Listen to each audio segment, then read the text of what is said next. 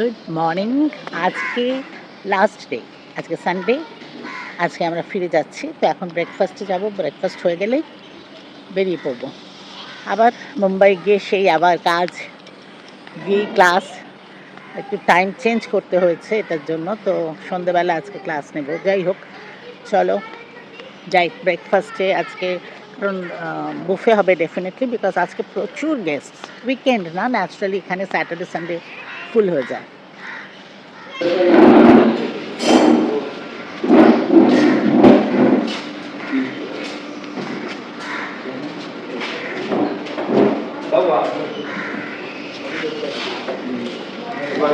अब bread toast करके दे।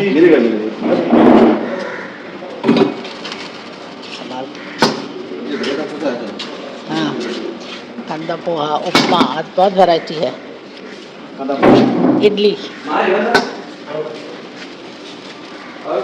मेदू वड़ा,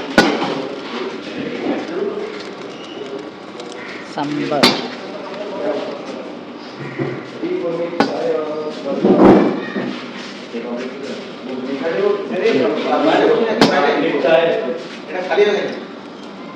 हाँ बस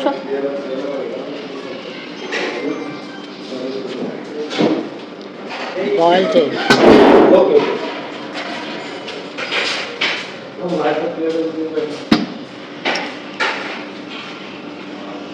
দেখো সব মোটামুটি এক চামচ করে টেস্ট করার জন্য নিয়ে নিয়েছি। দিস ইজ পোহা, উপমা, ইডলি, মেদু বড়া, সাম্বার, চাটনি। এক্স্যাক্টলি এক এক স্পুন উঠিয়েছি। এছাড়া টোস্ট অমলেট তো আমার লাগবেই। Bread, butter jam, omelette, kokum juice. দেখো জিনিসপত্র গাড়িতে ওঠাতে নিয়ে চলে গেছে। এবার আমরা রওনা দেব। কটা দিন খুব ভালো কাটলো। চলো বেরোনোর আগে মরুজ্জাঞ্জিরা বাই বাই। তোমাদেরও শেষবারের মতো সমুদ্রকে দেখিয়ে দিই। সামনেই দেখো ফোর্টটা দেখা যাচ্ছে। আজকে একটু হেজি, হয়তো অতটা পরিষ্কার নয় ক্লাইমেট, তো একটু হেজি লাগছে, অতটা ক্লিয়ার দেখা যাচ্ছে না। যাই হোক, চলো এবার রওনা হয়ে যাই। রিসর্টটাকেও বাই বাই করে দিই। আর গোল্ডেন সোয়ান রিসর্টের ইউএসপি হচ্ছে এই হাঁসগুলো। সত্যি কথাই মানে এত সুন্দর লাগে। এনিওয়ে, চলো বাই বাই।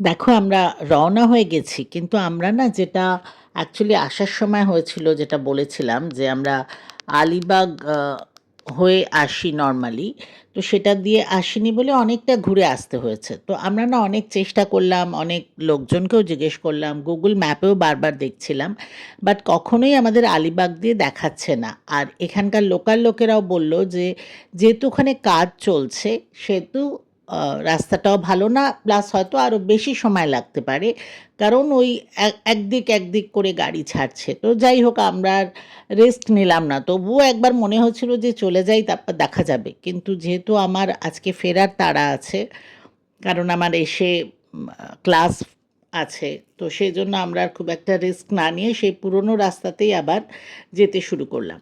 ওটাতে রাস্তাটা সেরকম না, কিন্তু কোথাও কোথাও রাস্তাটা খুব খারাপ। আর যেটা বললাম, ওই ঘাট পেরিয়ে পেরিয়ে যেতে হয়, তো একদম হিলি এরিয়া, সেটা একটা মানে একটু প্রবলেমেটিক ব্যাপার, যেহেতু আসার সময় আমাদের খুব মনে হয়েছিল। বাট একটা জিনিস জানো, যখন নতুন কোথাও যাবে, তখন যতটা মনে হয় যে অনেক সময় লাগছে, বা রাস্তাটা এত খারাপ লাগছে, বা কখন পৌঁছাবো, এরকম একটা বিরক্ত বা একটা অন্যরকম একটা অ্যাংজাইটি থাকে। ফেরার সময় কিন্তু যদি ওই রাস্তা দিয়ে যখন ফিরছো, দেখো একবারই গেছি, কিন্তু ফেরার সময় না অতটা টেনশন হয় না। তখন মনে হয় যে না না ঠিক আছে, মানে যাচ্ছি, আর পৌঁছেও মনে হয় যে তাড়াতাড়ি পৌঁছে গেলাম। রাস্তা ডেফিনেটলি ওটাই, সেই আঁকাবাঁকা রাস্তা। আর কোথাও কোথাও না এত ড্রাই, এত শুকনো রাস্তা, মানে কি বলবো, মনে হচ্ছে না যে এখানে কোথাও গ্রিনারি আছে। মাঝে মাঝে এরকম এত ড্রাই, দেখো এখন দেখো যেটা ক্রস করছি ভীষণ এরকম একটা জায়গা। আর পাহাড় তো বুঝতেই পারছো, দেখো ওইদিকে খাদ, তো কাজেই ন্যাচারালি পাহাড় পেরিয়ে এসছি, পাহাড় পেরিয়েই যাচ্ছি। বাট ওই যেটা বললাম, ফেরার সময় অতটা টেনশন হয় না, কিন্তু প্রচণ্ড গরম লাগছে। আসলে আমরা ব্রেকফাস্ট করে বেরিয়েছি, তো একদম পিক রোদটা ধরো ১২টা, ১টা, ২টোর সময় যে একটা সাংঘাতিক রোদ হয়, সেই রোদটা মানে প্রচণ্ড লাগছে। গাড়ি যতই ভালো হোক, যতই ভালো এসি থাকুক, এই প্রবলেম হবেই। আচ্ছা দেখো, ওই সেই থামস আপ পাহাড়টা দেখা যাচ্ছে, এটা দেখলে জানি না আমার না মনটা খুব ভালো হয়ে যায়। আচ্ছা, রাস্তায় না বারবারই দেখছি হাইজেনিক টয়লেট, এরকম ২-৪ বার দেখার পরে, কারণ একটা লম্বা জার্নি, একটু থামলে ভালো হয়। তো সেই হিসেবে আমরা বললাম চলো তাহলে দেখি, বেশ এতবার দেখছি বোর্ডে লেখা রয়েছে, তো একটা দেখা যাক কী ব্যাপার। আমার ধারণা ছিল যেরকম ওই হাইওয়েতে হয় না রেস্ট এরিয়া, সেরকম কোনো টয়লেট হবে। বাট যাই হোক, যেতে গিয়ে অ্যাকচুয়ালি যেটা দেখলাম, লেখাটা দেখে নামলাম, নেমে দেখলাম ওখানে একটা কিছু রয়েছে যার ভেতরে লোকজন যাচ্ছে, তো বললাম চলো গিয়ে দেখি ভেতরে হবে টয়লেট। বাট ভেতরে ঢুকে বিশ্বাস করবে না, পুরো যেরকম মরুভূমিতে ওয়েসিস দেখে না, মরুদ্যান যাকে বলে, ঠিক সেই জিনিস। মানে এত গরম, এত শুকনো চারপাশ, তার ভেতরে এটা, মানে মনে হচ্ছে তুমি একটা সবুজ দ্বীপে পৌঁছে গেলে। কি অদ্ভুত সুন্দর সাজানো, গাছে ভর্তি নার্সারি, মানে ভেতরটা না ভীষণ ঠান্ডা, মানে একেবারে সেই অন্যরকম একটা পরিবেশে পৌঁছে গেলাম। অ্যাকচুয়ালি আমি যেটা বললাম যে মরুভূমিতে মরুদ্যান, ঠিক সেই জিনিসটা এটা। এত সুন্দর সাজানো এদের মানে অ্যাকচুয়ালি টয়লেট সত্যি খুব ওয়েল মেনটেন, ভীষণ পরিষ্কারভাবে রাখা, অ্যান্ড পরিষ্কারের থেকেও সুন্দর সাজানো, যেটা ভীষণ ভালো লাগছে। দেখতে পাচ্ছ, কে বলবে একটু আগে যে রাস্তাটা দেখছিল ওরকম শুকনো ড্রাই, তার ভেতরে এরকম আছে। এখানে একটা রেস্টুরেন্টও রয়েছে, সেখানেও আমরা গেলাম। যদিও আমরা ব্রেকফাস্ট করে বেরিয়েছি, কাজেই সেরকম কিছু খাওয়ার ব্যাপার ছিল না, টুকটাক একটু স্ন্যাক্সেরই প্ল্যান ছিল। বাট এত ভালো লাগলো, মানে এই রাস্তায় যেহেতু অনেক বছর পরে এসেছি, এটা জানতামই না, শুনিও নি কারুর কাছে।